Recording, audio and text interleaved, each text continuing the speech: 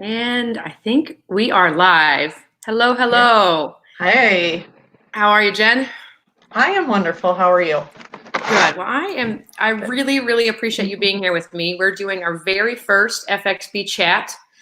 I hope to have, or we have a series lined up of other speakers that'll be coming up. So you really are our very first one. Inaugural. So far, okay. So I have a little button here for eyeballs, and we are alone right now. So It's just you and I. So we'll wait just a little bit. Okay. Because it was straight up 4 o'clock. Right. And I'm not sure. Oh, we've got 4 people. So 4 people. I know. Hello to the party. So as you guys are joining and joining with Jen and I, please say hello in the comments and ask questions. We're here to have a conversation. And so this really is our very first FXB Chat. And we put it together. This was the idea. We have these conversations in between classes. And so we got like 15 minutes to talk about a topic, chit chat, connect. Richie's there. Hello, Richie. And he's commenting, thank you. So this is the idea. We're gonna have a little chat in between classes, and the topic today that I have the most questions about for you, and I thought you'd be the perfect person. So it's kind of like I'm catching you at the end of class before you head out. Right. We're gonna talk about ergonomics today, and those of you that don't know who you're looking at, I'm Stephanie, and I own the 2 Farrell's locations in Ankeny. And Dr. Jen here is with us, and she has been a member. She and her husband have been a member since April of 2016, so 4 years. And so those of you that are get up early in the morning and see her at 5:15. She's a 5:15er for sure. Yeah. And then even in the afternoon, you're lucky enough to know her because she started instructing kickboxing last year, and so she comes back to the gym in the afternoon and instructs a good kickboxing class. So with that, I'm going to kind of let you tell us a little bit more about what you do between your classes when you're not in the gym. So thanks, Stephanie, for reaching out. So for those of you that don't know, I am, yes, Jillian, 515 is awesome. We are the bomb. So I am a chiropractor, and my practice is currently in Windsor Heights, and I've been a chiropractor for, let's see, like quick math. So I graduated in 2004, so 16 years. I'm in my 16th year, my 12th year, just finishing up my 12th year in my own practice, which is called Balance Chiropractic Wellness. We're about 50% prenatal and pediatric. That's kind of where my passion lies, but that means the other 50% are just everybody else that kind of falls into, stress relief, back pain, neck pain, headaches. We often get the question. Yes, people who move. We often get the question because we are a very heavily female population in our practice. If we see men, and we do see quite a few men in our practice, and we that population as well. So, and then like Steph said, my husband and I live here in Ankeny. We have 3 girls, a 9-year-old, a 6-year-old, and a 2.5-year-old. And so if you hear background or see me glancing, that's because somebody's probably outside of where they're supposed to be right now. So so Steph wanted me to come on and share my knowledge about ergonomics and how we can keep our bodies safe while we're working from home. Right. Yeah. So the last couple of weeks, they've been changing their life schedule. A lot of us are working from home, setting up our own makeshift desks, workstations on the kitchen tables. Maybe we're lucky enough to have an office with an office chair. Sometimes it's at the bar at the kitchen, or maybe even a card table and chair. And then, of course, we have children at home that are doing the same sort of thing, sitting up wherever they can, where there's a chair and table. Plus, we're starting to work out at home, hopefully, still staying active and doing some things at home. And so we know with more movement and then lots of hours of stagnant, not moving, there are some risks there of just not feeling all the best. So how do we set up and feel good at the end of a day? Yeah. Especially when So we're looking at now another month of this. Right. So, in our talking before getting prepped for this, we kind of talk about the difference between working in an office setting versus working at home, and how in the office it's just set up more to get up and move around. Maybe you're getting up to go, talk to a coworker, or maybe you're getting up to go get something off of a printer, or, we move around a lot more at our office space than we do potentially at home. So I think that's the biggest factor in working from home, is just how do we set things up? How do we make it so that we are creating that time in our day to move and to get up from whatever place that we have designated for work? So that's probably one of my biggest tips, is to make sure that you're moving throughout the day. I recommend to my patients, oh no, okay, there we go. My screen went blank and I thought maybe I lost battery power, and I was like, oh no. So going back, so probably one of my biggest tips, I have my stuff set up as like my top 5 tips for healthy Go for it, work from home. So tip number 1, I'll be your tip number 1. Okay. Then I'll start here, reorganize my thoughts. So I think having a designated workspace is probably the most important, because then you can really sit down and you can set it up the way that you need to set it up, and create that environment between, for all the time, instead of like every morning, I'm going to go sit here, I'm going to go sit there, and then you try to really figure out what's going to work. So if you find that designated, if it's every day you're at your, at the bar at your kitchen counter, or you're at a desk, or you're at your kitchen table, or you set up a card table, wherever it is, find that designated spot so that you can really have a good chair to sit in, a good solid workspace. If you can have the option to make a modification to go from sitting to standing, I think that's always good too, because it's good to have those options, and it helps keep us from being super just like planted all day long.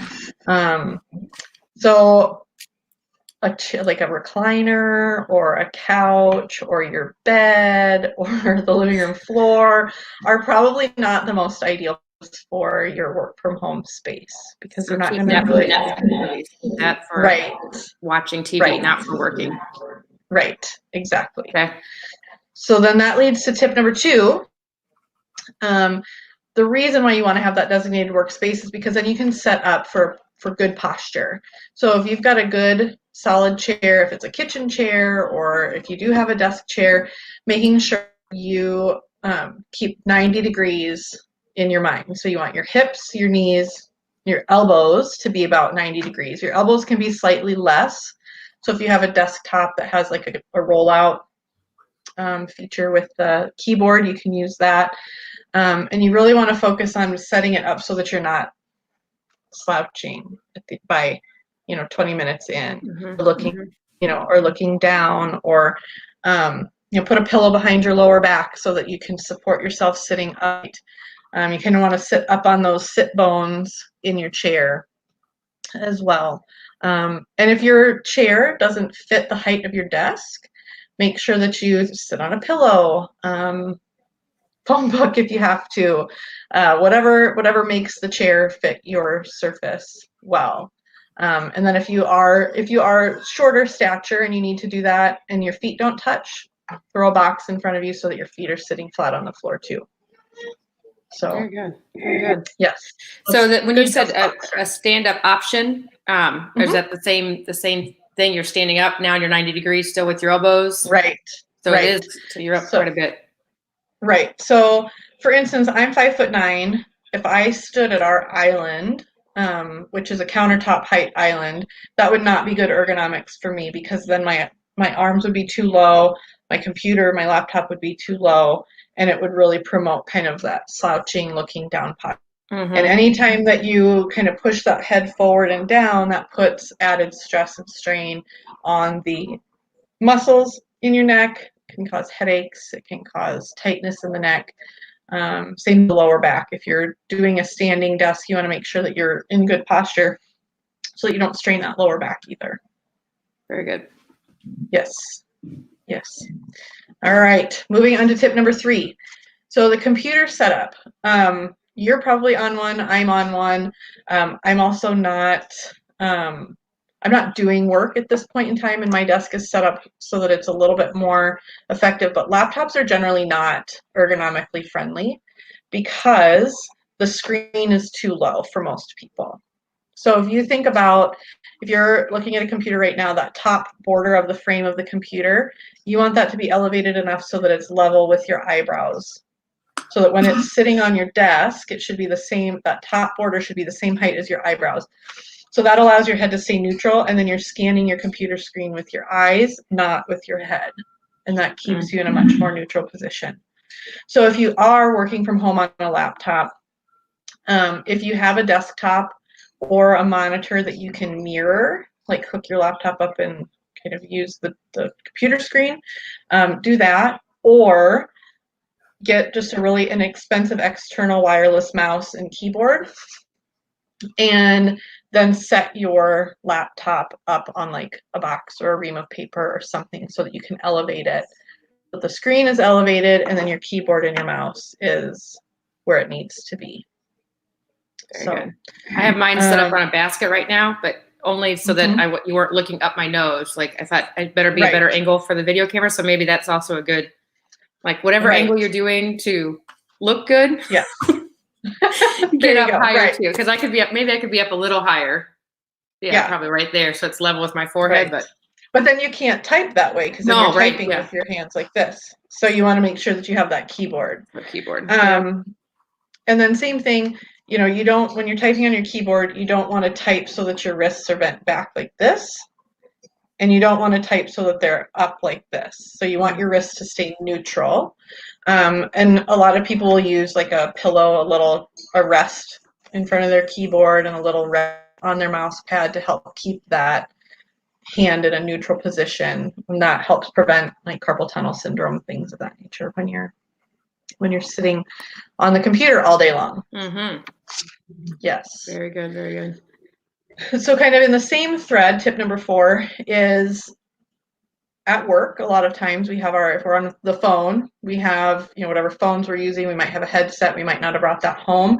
If you're using your cell phone or any type of phone for work while you're home, invest in some headphones, because you don't want to be on your cell phone like this all day long, because that causes lots of yucky neck pain. So those two kind of mesh together as far as tip 3 and 4, just to keep that posture really good. Very good. Yes. Very good, very good. And then my final tip is to get up and move. So I recommend to my patients every day that are sitting in a work environment, regardless of at home or at the office, is to get up every hour and move for 5 minutes.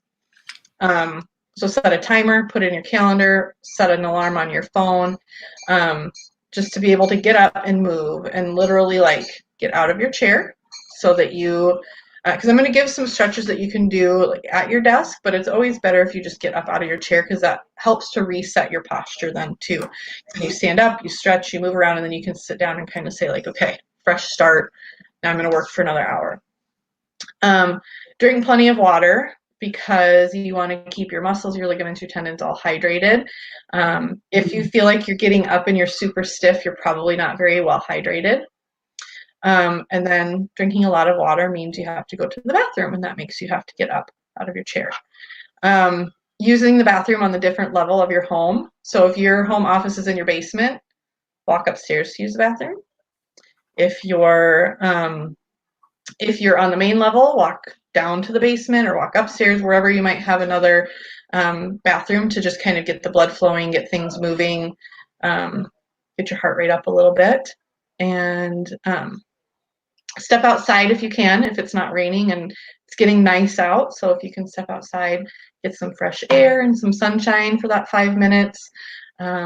And then it gives you a break from your screen as well, so that you don't get screen fatigue, which can cause headaches, and it can cause just eye strain, things of that nature. So I know a lot of people will use like the blue blocker glasses. So if you're sitting at home and it's a different type of computer screen, a different type of lighting, getting the blue light blocker glasses kind of helps with some of that eye strain too. So blue, like sunglasses, or there's a right. So they're kind of the most like infamous ones are the yellow frames, like blue blockers. But you can buy them on Amazon.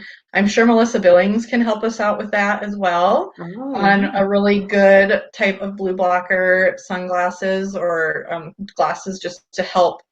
It just helps block some of that blue light that comes from computer screens. So yes, I know you can buy them on Amazon, but again, refer to Melissa Billings and see what she has to recommend. Yeah, she's the eye doctor. So local lady. Yes, and then finally stretch. So stand up from your seat, do some stretches, and that will really help. When we're sitting, really important stretches to do is like our psoas stretches. So like our runner stretch that we do at the gym, because when you sit, your psoas muscle shortens, and when you're sitting all day long, it shortens and shortens. And so if you ever stand up and you feel like groin pain when you stand up, that's because that's due to your psoas being tight. So at the office, it might seem weird. It might seem weird and awkward to get down and do your runner stretch, but at home, like you're probably in your sweatpants anyway. Yeah, so you're already ready. You're ready. Right. Yes. So what was your question? Well, I was going to say, when we stretch do the runner stretch, we sometimes refer to that kind of as our hip flexor too. So you're stretching forward and then kind of backward with that hip too, right? To undo that angle. Is that correct? Right. Yep. So if you think about like when you're sitting, your hips are at 90 degrees. So your muscle is a hip flexor. It's just a deep, deep inside hip flexor. And so that runner stretch will stretch your quads, your superficial hip flexors, and your deep hip flexors as well. Yeah. So. Good. Yep. That's a stretch we all know. We do it every day. Yes. Right. In class. Yes. I can go through a few stretches. Well, before we go through stretches, does anybody have any questions about their desk setup or even equipment or particular strain? Some of the comments we've been getting, just of course, we mentioned that 515 is awesome. Yes. And Jillian confirmed that, but she also said it was a true story that feet not touching on the floor, so that using the box or the step stool or something there, utilizing the cell phone and not doing that so much. So that was a good tip that Carla appreciated. And then Jillian also said that she gets up and she stands on her feet for 5 minutes each hour. I like to stay on your feet for 5 minutes every hour. So yes. Yeah, I think some people have like the Apple Watches will even ding at you or something, or Fitbits maybe do the same thing and say, "Hey, I set an alarm, time to get up and walk around. You've been sitting for too long." Yep. And I think you can set those in your Apple Watch. Okay. Mine just tells me like, "Hey, stand up. It's time to go." Yeah. So sure. Good. And then, so if there's no other questions, Andy's gonna pop in. Hi, Andy's Andy. our. Jen kept her family out of the room. Oh, did she? Much more well behaved. But we like to see you too. Okay, so we can go into stretches then. So the runner stretch, and then what else? Yep. So some stretches. I'm going to try to back up so I can maybe show a little bit better here. So some of the stretches, like for your wrists and your hands, like just doing kind of the prayer pose and put just a little pressure, that will help your carpal tunnels here. Turning them inward this way, so like the backs of your hands are together, just a little bit of pressure helps with that fatigue of sitting at the computer and the mouse. Just kind of lacing your fingers and pushing forward like so helps with the shoulders in the back. You can do that backwards as well and just link these behind your back like that and just kind of try to push your arms up to the ceiling, and that stretches out your pecs and your chest from kind of rolling forward. If you feel like you've got a lot of soreness in the neck, sometimes our neck muscles can cause some pain that like radiates down into the shoulder or down into the shoulder blade. You've got a couple big muscles here that connect the neck and the shoulder. And so if you're going to stretch your right neck, putting your hands behind your back. If you grab your right wrist with your left hand and kind of pull, just pull down ever so slightly and then lean in the opposite direction, you'll feel that stretch. And you just kind of traction it down a little bit to prevent that shoulder from following when you're bending your head over. And that one's really good when you're standing and just doing that both sides. If you, it's kind of same thing with this one. This one just like the big, nice big stretch this way, rolling your shoulders up and back. You can do a roll, gentle spine twist, just kind of making sure that you don't make your back pop. Like don't force your back to pop when you do that. If you feel or hear little snap, crackle pops as you're moving, that's okay. But for those people that like to like bend their neck and crack it and twist their spine and crack it, the chiropractor says, please don't do that. That is bad. That is bad. And then just kind of, if you stand up and just kind of shake just kind of shake your arms, shake your shoulders, move the body, kind of do the toe touch, do some of our like pre-workout stretches. I think those are really good too. That runner stretch. I know you are a big fan of glute activation. So if you've been sitting all day, even if it isn't lower body day, and especially if you're going to go work out after you've been working all day, make sure you do some glute activation exercises. Unfortunately, when we sit on our butt stops working the way that it should. And then you end up with like flat butt, or other than aesthetically, it reduces the stability of your pelvis and your hips and your lower back. So you want to activate those glutes before you go and do roundhouse kicks or squats or anything like that. So, or even going for a walk after work. So, Very good.